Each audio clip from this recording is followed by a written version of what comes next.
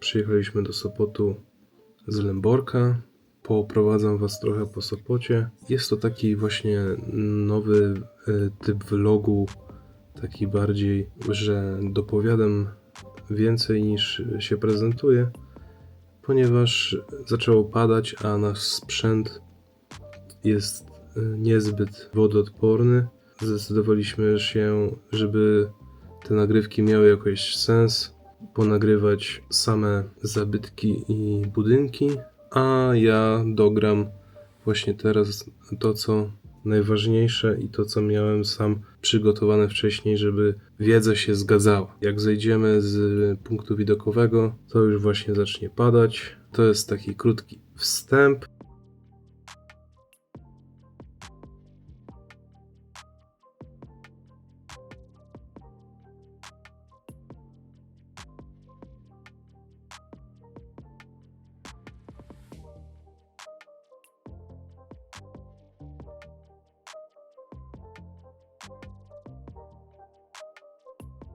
A właśnie przed nami jest pomnik upamiętniający Michała Urbanka, który organizował tajne nauczanie podczas II wojny światowej i zmarł 18 lutego 1982 roku w Sopocie.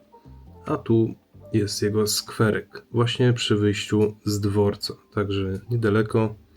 I to jest pierwszy nasz przystanek.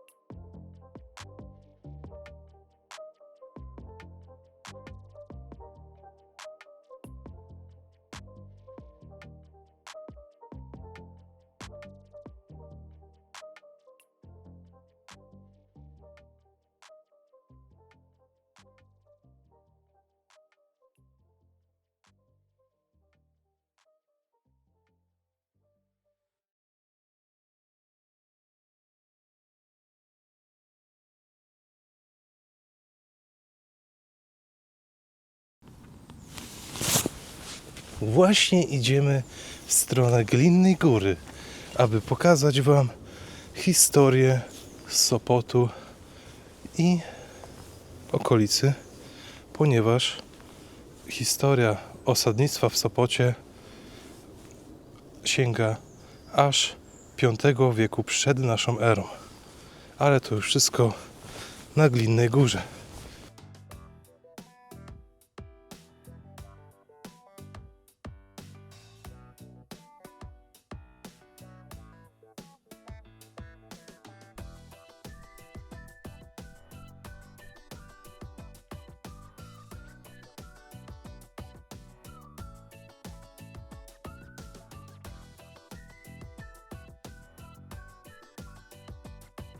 Jesteśmy właśnie na terenie rezerwatu Zajęcze Wzgórze.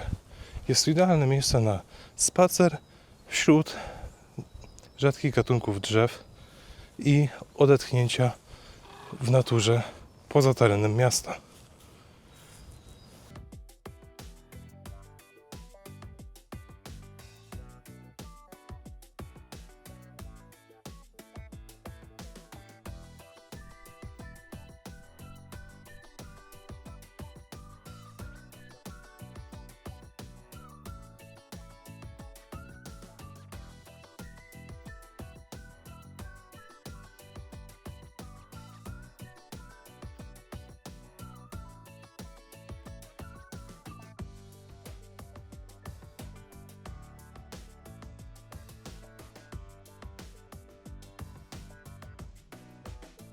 Szanowni Państwo, znajdujemy się na Glinnej Górze, która posiada punkt widokowy na Zatokę Gdańską oraz miasto Sopot.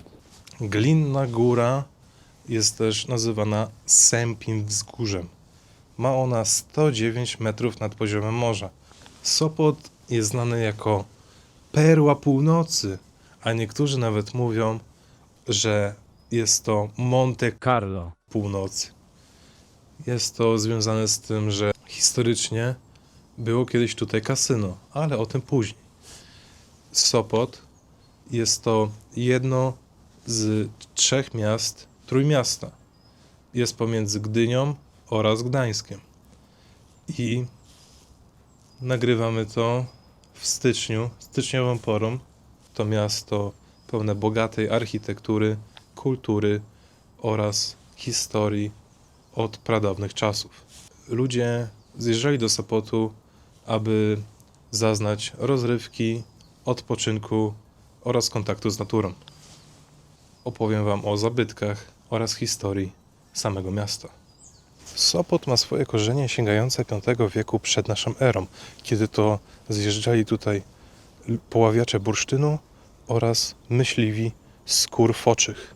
A w wieku VIII naszej ery powstał tutaj gród przy samym klifie, którego podbijali Polanie. W tym momencie w tym miejscu tego grodu jest skansen Muzeum Grodzisko. Dziś go nie odwiedzimy, ale jest. Zapraszam, można samemu odwiedzić to miejsce, a przejdziemy już dalej z historią miasta. Kilometr w tamtą stronę jest Opera Leśna. Wybudowana w 1909 roku. To świetne miejsce z doskonałą akustyką, gdzie odbywają się festiwale muzyczne, takie jak Sopot Festival.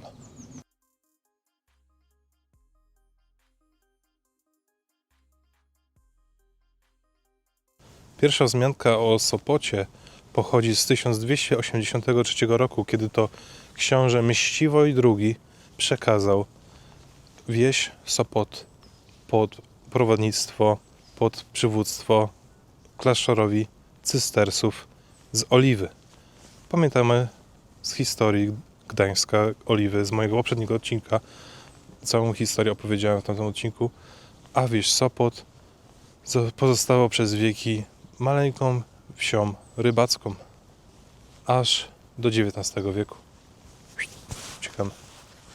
Uciekamy po deszczu.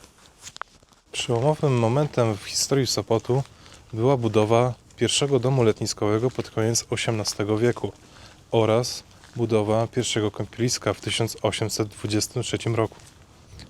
Jerzy Hafner był byłym lekarzem, doktorem w armii Napoleona.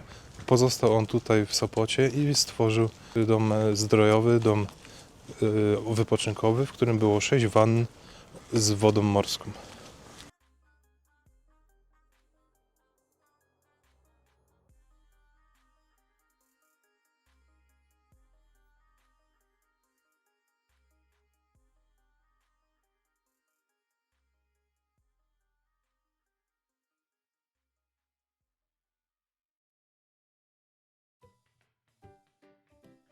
Rozwój Sopotu przyspieszył po otwarciu linii kolejowej w 1870 roku, łącząc miasto z Gdańskiem i resztą Europy. Zakład kąpielowy w Sopocie. Pierwszy zakład powstał w 1823 roku na zlecenie doktora Hafnera, początkowo skromny, a z czasem rozbudowywany, a na początku XX wieku powstał nowy obiekt w stylu neorenesansowym z 48 kabinami kąpielowymi.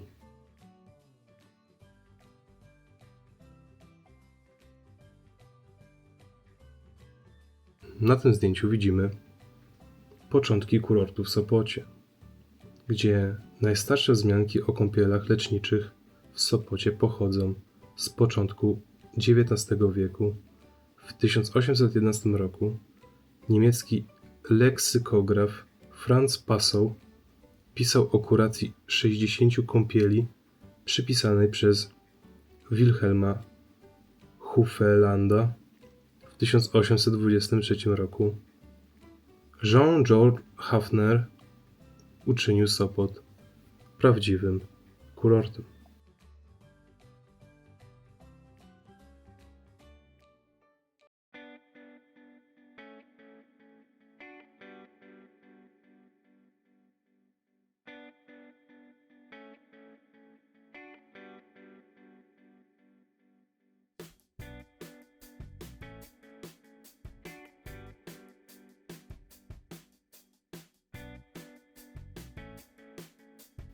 Na tym zdjęciu widzimy architekturę uzdrowiskową Sopotu. Rozwój Sopotu od 1823 roku, w latach 30. XX wieku, powstał najdłuższy w Europie pomost prowadzący na skwer kuracyjny z galeriami spacerowymi, domem kuracyjnym, kasynem i hotelem.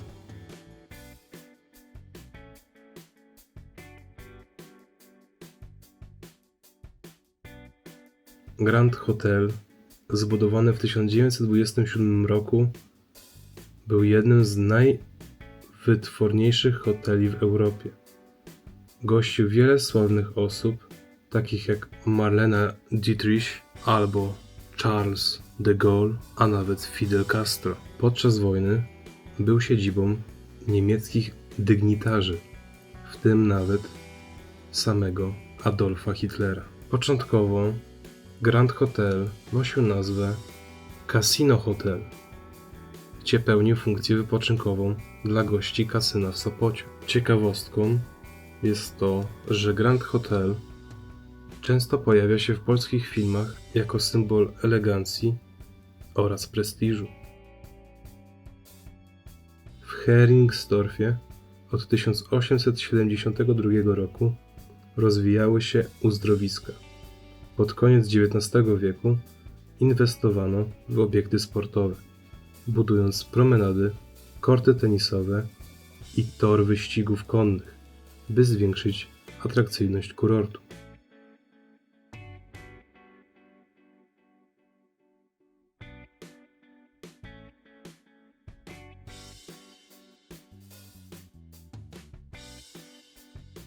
Na tym obrazku możemy przeczytać i dowiedzieć się o historii leczniczych kąpieli i ich zastosowania od starożytności, kiedy to Hipokrates zalecał te kąpiele na różne schorzenia. W XVIII wieku angielski lekarz Richard Russell propagował terapię wodą morską, co stało się fundamentem współczesnej talassoterapii.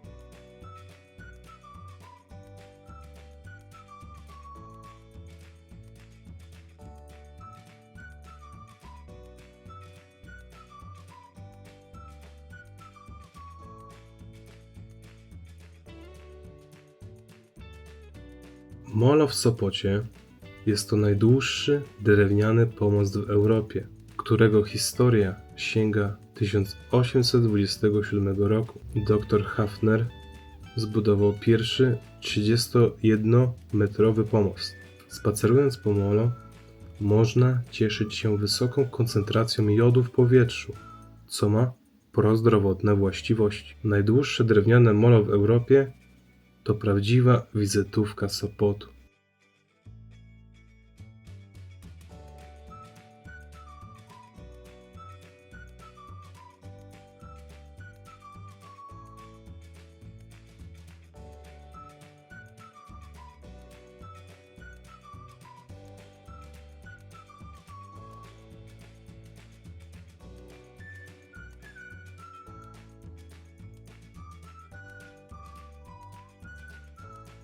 Spacerując po molo w Sopocie, można zauważyć nowoczesną marinę dla jachtów, a także liczne stoiska z pamiątkami i punkt widokowy.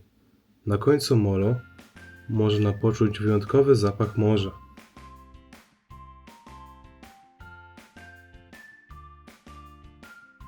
Molo w Sopocie, czyli sam symbol Sopotu, powstał na początku XIX wieku, początkowo sezonowy, Z czasem był rozbudowany.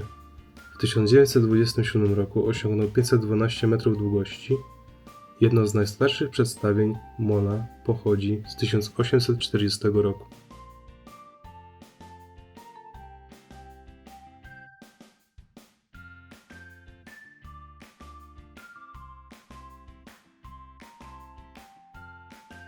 Molo jest to słowo wywodzące się z języka włoskiego, oznaczające konstrukcję wysuniętą w morze, zwykle używaną jako przystań dla statków lub miejsce rekreacji.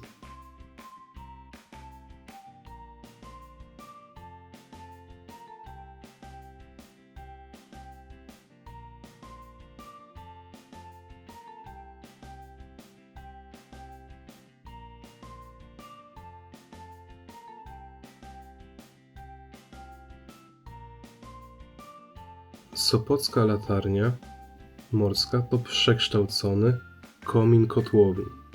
Pierwszy dom zdrojowy powstał w 1824 roku jako miejsce relaksu i rozrywki dla kuracjuszy. Obecny budynek, oddany do użytku w 2009 roku, mieści galerię sztuki, pijalnię wód solankowych oraz luksusowe restauracje. Oferta lecznicza. W dawnym kurorcie Sopot życie kurortu koncentrowało się wokół domu zdrojowego i zakładów kąpielowych. W Sopocie działały sanatoria, m.in. bałtyckie, wojskowe oraz dziecięce. W 1908 roku wprowadzono rejsy lecznicze po Zatoce Gdańskiej.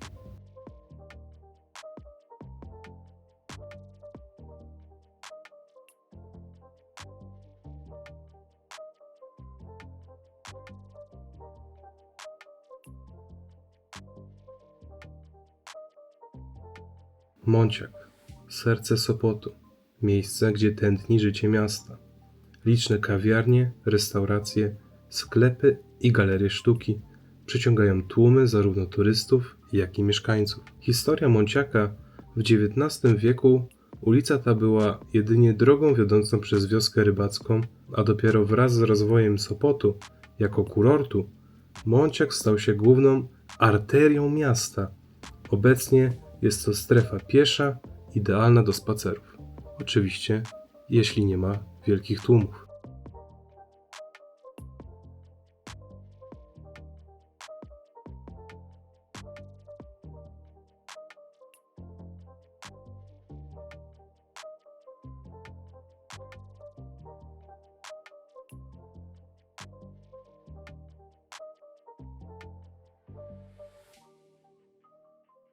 Idąc dalej, Monciakiem docieramy do jednego z najbardziej współczesnej atrakcji Sopotu. Zbudowany w 2004 roku krzywy domek to przykład współczesnej architektury inspirowanej rysunkami Jana Marcina Szancera. Ciekawostką o krzywym domku jest to, że znajduje się on na liście najdziwniejszych budynków na świecie.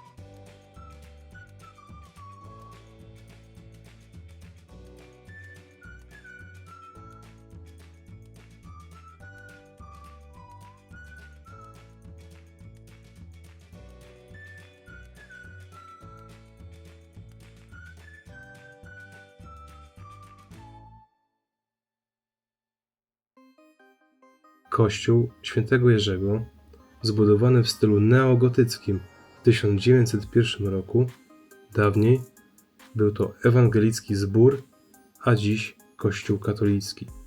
Można zauważyć charakterystyczne strzeliste wieże, które dodają majestatycznego wyglądu.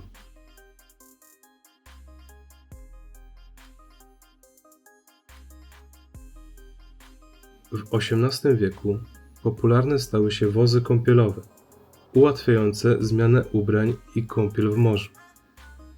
Później pojawiły się zamknięte przebieralnie i kąpieliska, a dopiero w XX wieku kąpiele stały się swobodne.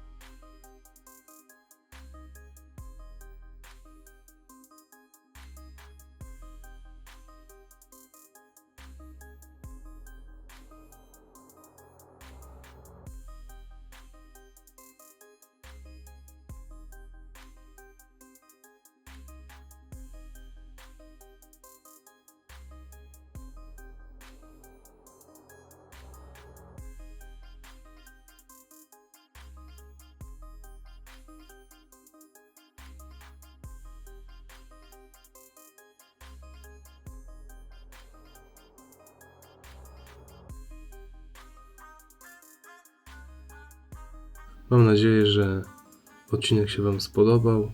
Jest to, tak jak mówię, nietypowy odcinek z powodów problemów atmosferycznych. Następny z Kościerzyny będzie już normalnie ze mną w roli głównej. Także do zobaczenia.